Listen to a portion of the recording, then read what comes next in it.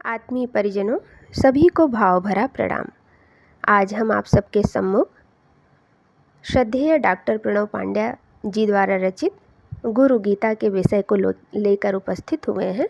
इसको पढ़ने से पूर्व सर्वप्रथम गुरु सत्ता के चरणों में भाव भरा प्रणाम करते हैं। ओम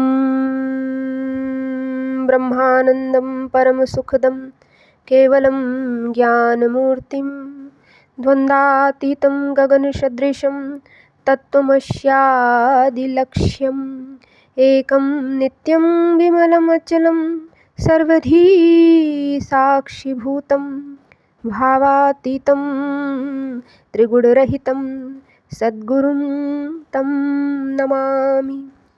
सद्गुरुं तं नमामि।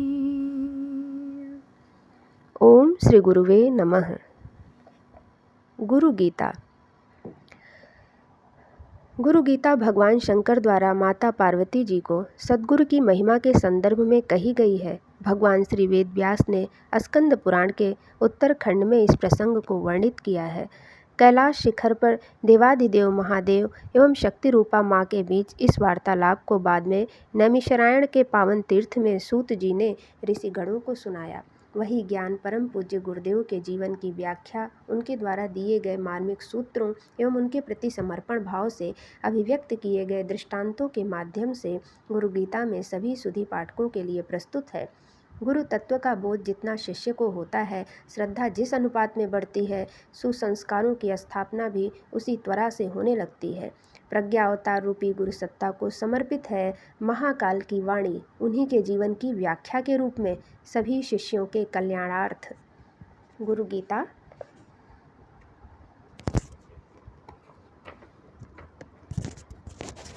आत्म प्रेरण यो देति कृपया च गुरोरयं यो हि जीवन क्षेत्रस्य प्रथमाभूतिरुच्यते इमं ये प्राप्नुवन्त्य अभ्युदयद्वारमनावृतं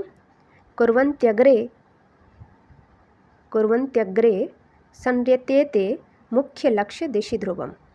टीका। यह आत्मप्रेरणा और आत्मबोध गुरु कृपा से होता है। इसे जीवन क्षेत्र की प्रथम विभूति कहा गया है। जो इसे पाते हैं अभ्युदय का द्वार खोलते हैं और परम लक्ष्य की दिशा में अग्रसर होते हैं। व्याख्या। आध्यात्म क्षेत्र में मार्गदर्शक की महत्ता बड़ी महत्वपूर्ण है। पुरुषार्थ तो स्वयं ही करना पड़ता है, पर उंगली पकड़कर चौराहे के भ्रम जंजाल से मुक्ति दिलाना, लक्ष्य बोध करा देना गुरु द्वारा ही संभव है। गुरु की कृपा आत्म प्रेरणा के रूप में आती है तथा बोध कराती है कि क्या करना है, किस लिए जीवन मिला है, इसे कैसे सफल बनाना है। यह हो जाना अर्थात आत्मिक प्रगति का द्वार खुल जाना। फिर कोई अड़चन मार्ग में नहीं आती। विषय सूची। खंड आ। गुरु गीता शिष्यों का समर्पण गुरु के प्रति। विभिन्न शिष्यों के समर्पण की सत्य घटनाएं जो कि इस पुस्तक में वर्णित है, जिसका प्रथम भाग है आदि जिज्ञासा, शिष्य का प्रथम प्रश्न, और आत्मनिवेदन। आत्मनिवेदन गुरु गीता शिष्यों का हृदय गीत है। गीतों की गूंज हमेशा हृदय के आंगन में ही अंकुरित होती हैं। मस्तिष्क में तो सदा तर्कों के संजाल रचे जाते हैं। मस्तिष्क की सीमा बुद्धि की चार दीवारी तक है, पर हृदय की श्रद्धा सदा विराट और असीम है। मस्तिष्क तो बस गणितीय समीकरणों की उलझनों तक सिमटा रहता है। इसे अदृश्य, असंभव, असीम एवं अनंत का पता नहीं है। मस्तिष्क मनुष्य में शारीरिक, मानसिक संरचना व क्रिया की वैज्ञानिक पड़ताल कर सकता है, परंतु मनुष्य में गुरु को ढूंढ लेना और गुरु में परमात्मा को पहचान लेना हृदय की श्रद्धा का चमत्कार है। गुरु गीता के महामंत्र इस चमत्कारी श्रद्धा से सने हैं। इसकी अनोखी अनूठी सामर्थ्य का अनुभव श्रद्धावान कभी भी कर सकते हैं। योगेश्वर श्री कृष्ण के वचन है, श्रद्धावान लभते ज्ञानम। जो श्रद्धावान है वही ज्ञान पाते हैं। यह श्रद्धा बड़े दुस्साहस की बात है, कमज़ोर के बस की बात नहीं है, बलवान की बात है। श्रद्धा ऐसी दीवानगी है कि जब चारों तरफ मरुस्थल हो और कहीं हरियाली का नाम न दिखाई पड़ता हो, तब भी श्रद्धा भरोसा करती है कि हरियाली है, फूल खिलते हैं। जब जल का कहीं कण भी ना दिखाई देता हो, तब भी श्रद्धा मानती है कि जल के झरने हैं, प्यास तृप्त होती है। जब चारों तरफ पतझड़ हो तब भी श्रद्धा में बसंत ही होता है। जो शिष्य हैं उनका अनुभव यही कहता है कि श्रद्धा में बसंत का मौसम सदा ही होता है। श्रद्धा एक ही मौसम जानती है, वसंत। बाहर होता रहे पतझड़, पतझड़ के सारे प्रमाण मिलते रहें, लेकिन श्रद्धा वसंत को मानती है। इस वसंत में भक्ति के गीत गूंजते हैं, समर्पण का सुरीला संगीत महकता है। जिनके हृदय भक्ति से सिक्त हैं, गुरु गीता के महामंत्र उनके जीवन में सभी चमत्कार करने में सक्षम हैं। अपने हृदय मंदिर में परम पूज्य गुरुदेव की प्राण प्रतिष्ठा करके जो भाव भरे मन से गुरु गीता का पाठ करेंगे, उनका अस्तित्व गुरुदेव के दुर्लभ आशीषों की वृष्टि से भीगता रहेगा।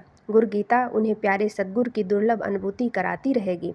ऐसे श्रद्धावान शिष्य की आंखों से करुणा में परम पूज्य गुरुदेव की झांकी कभी ओझल न होगी। गुरु गीता साधक संजीवनी है। आदि माता पार्वती की जिज्ञासा सुनने पर भगवान शिव प्रसन्न होकर उन्हें उपदेश देते हैं।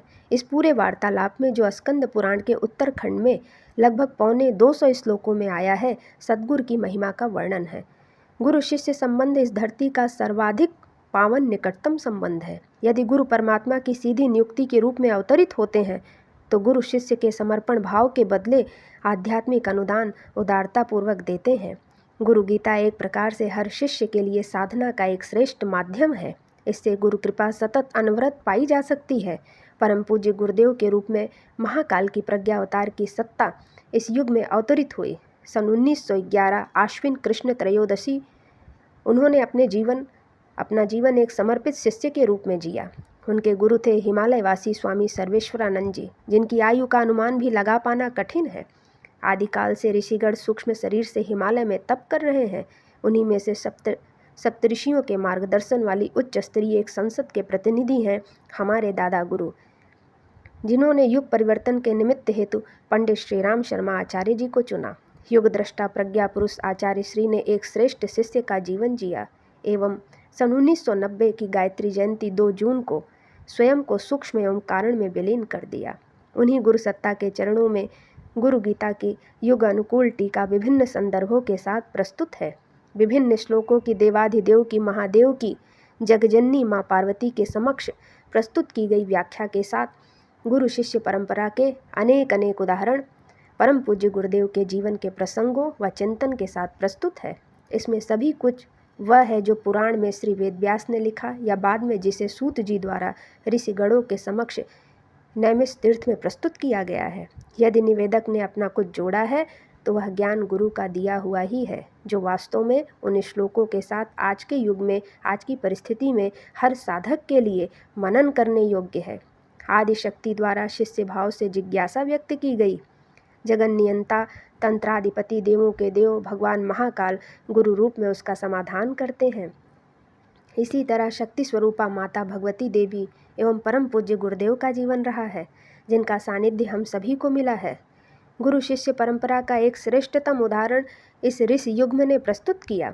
लाखों करोड़ों शिष्यों पर निरंतर अनुकंपा बरसाने वाले प्रखर प्रज्ञा रूपी हमारे सद्गुरु एवं सजल श्रद्धा रूपी हमारी मातृशक्ति के त्याग तपस्या में जीवन को समर्पित है यह संकलन। यह स्वांतः सुखाय लिखा गया एक संदर्भ ग्रंथ है, जिसका मनन चिंतन निश्चित ही सद्गुरु की महिमा का सबको बोध कराएगा एवं शिष्य रूप में कर्तव्य की जानकारी भी देगा। यह सद्ज्ञान हमारे जीवन में श्रद्धा, सद्विचार एवं सुसंस्कार की त्रिवेणी बनकर प्रवाहित हो तो ही इसका महत्व है। श्रद्धा जिसकी आदर्शों में होती है वही गुरु कृपा का पात्र होता है। हमारी श्रद्धा गुरु कार्यों के प्रति नित्य हर पल बढ़े। हम उनके निमित्त जीना, कर्तव्यों का पालन करना सीखें। हम गुरु के ही चरित्र पर सतत चिंतन करें, उनके ही जैसा बनने का प्रयास करें, तो सद्विचारों की गंगोत्री हमारे अंदर प्रवाहित होने लगेगी। परम पूज्य गुरुदेव द्वारा निश्रित ज्ञान गंगा विचार क्रांति का मूल केंद्र बनी एवं देखते देखते अच्छे विचारों को अपनाने वालों का एक परिकर खड़ा हो गया। यही सद्विचार गुरु कृपा से ही संस्कार में परिणत होते चले जाएं तो हमारा गुरु के प्रति समर्पण सार्थक है। हमारी श्रद्धा अंधश्रद्धा भी न हो, विवेक पर आधारित हो, आदर्शों के प्रति हो, तभी हमें ज्ञान मिलेगा। वह ज्ञान जो हमें भवबंधनों से ताड़ देगा, हमारे अंदर श्रेष्ठ संस्कारों की स्थापना कर हमें देव मानव बना देगा। गुरु गीता का यह पूरा प्रसंग सदाशिव भगवान महादेव, आदिशक्ति पार्वती माँ, परम पूज्य गुरुदेव एवं स्नेह सलीला माता जी को त्वदीय वस्तु गोविंद तुभ्यमेव समर्पये के भाव से अर्पित किया जा रहा है। इसका स्वाध्याय निश्चित ही जन जन का कल्याण करेगा, श्रद्धा संवर्धन करेगा, नवयुग के अवतरण में भागीदारी सुनिश्चित करेगा। गुरु पूर्णिमा पर्व पर यही मंगल कामना। गुरु गीता का यह परिवर्धित संस्करण है। इसके खंड आ में गुरु गीता के संपूर्ण मंत्रों को उसकी मूल व्याख्या सहित युग अनुकूल विवेचन के साथ प्रस्तुत किया गया है। साथ ही खंड बा में इसकी शास्त्रोक्त पाठ विधि को सम्मिलित किया गया है, जिससे इसका आकार तो अवश्य बढ़ गया है, परंतु साधकों के लिए यह एक अनुपम संग्रहणीय ग्रंथ बन गया है। इसके श्रद्धापूर्वक अध्ययन, मनन एवं पाठ से साधक निश्चित ही लाभान्वित होंगे, ऐसा विश्वास है। गुरु पूर्णिमा 2006। श्रद्धेय डॉक्टर प्रणव पांड्या जी।